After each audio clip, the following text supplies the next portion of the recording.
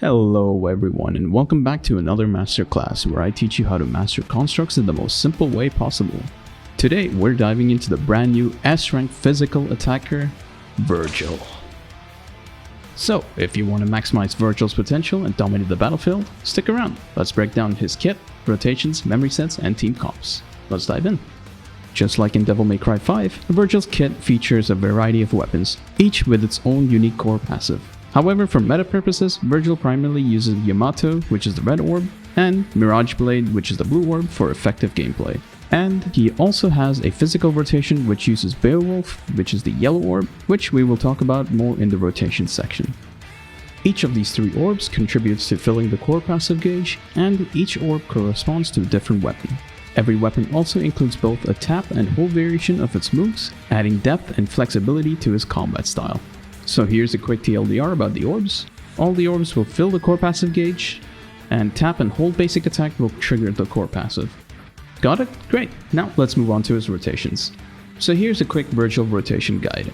You enter the field, dodge, then basic attack to trigger rapid slash, which gains white orb and starts your core passive. Next, tap the red orb plus basic attack to trigger the core passive again.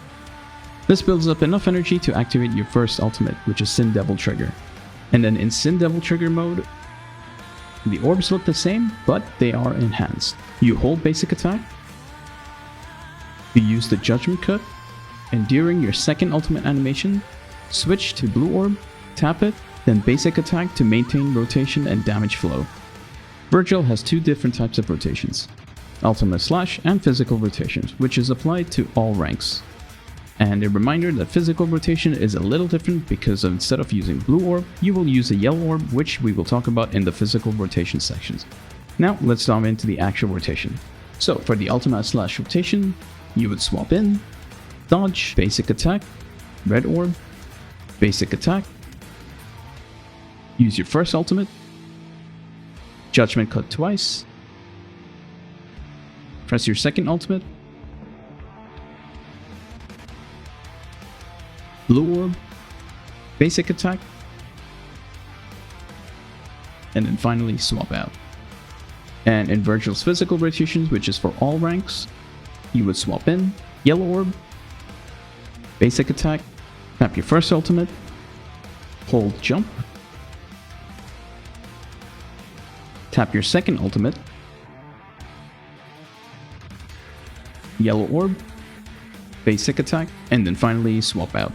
And in the next cycle of rotation, you would swap in, hold your first ultimate, hold jump, tap your second ultimate, yellow orb, basic attack, and then finally swap out. Alright, let's talk about ranks. Is it worth pulling for Vergil beyond S rank? Here's the breakdown. A reminder that Vergil's ranks can only be unlocked by pulling additional copies. However, reaching SS3 rank provides powerful benefits, making it worthwhile for some players to consider using black cards to obtain a copy, especially since an extra copy is provided 2 times for the first 2 copies. So this is what SS rank provides. This is what SS3 rank provides. And this is an SSS rank. And finally, you have Triple S Plus with the name Devil May Cry, and that is the actual rank name. The recommended ranks: SS for functional gameplay, SS3 for best value, as this also allows Vergil to deal better damage, and Triple S for whales. Alright, now onto memory sets. Vergil has 2 primary memory builds, each suited for different game modes. To determine which one works best for your playstyle, try testing them in game modes like Warzone and Phantom Pain Cage. The main DPS set would be a 4-piece Patton and 2-piece Kadi, plus another 2-piece Kadi on the Harmony set. And the Phantom Pain Cage build would be a 4-piece Patton, 2-piece Frederick, and another 2-piece Frederick on the Harmony set. And now for the weapons. Vergil's 6-star weapon, Yamato, is a must-have for optimal performance.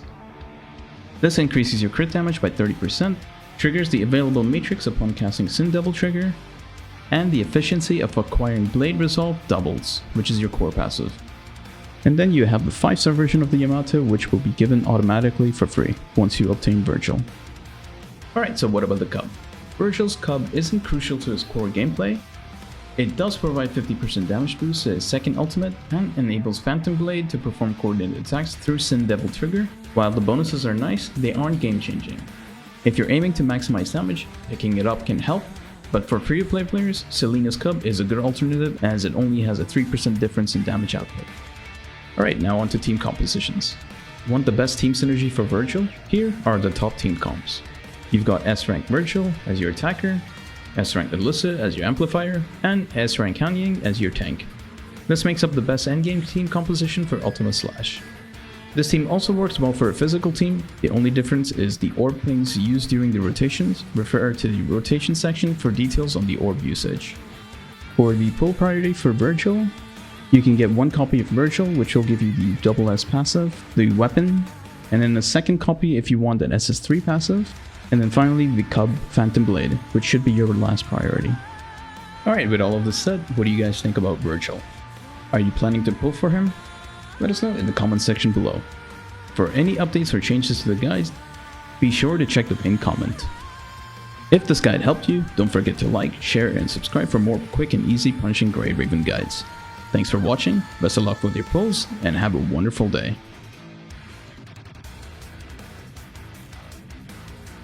Why inscribe my name, you ask? For it is a gift granted by you. It is but natural to mark one's own possession with their name.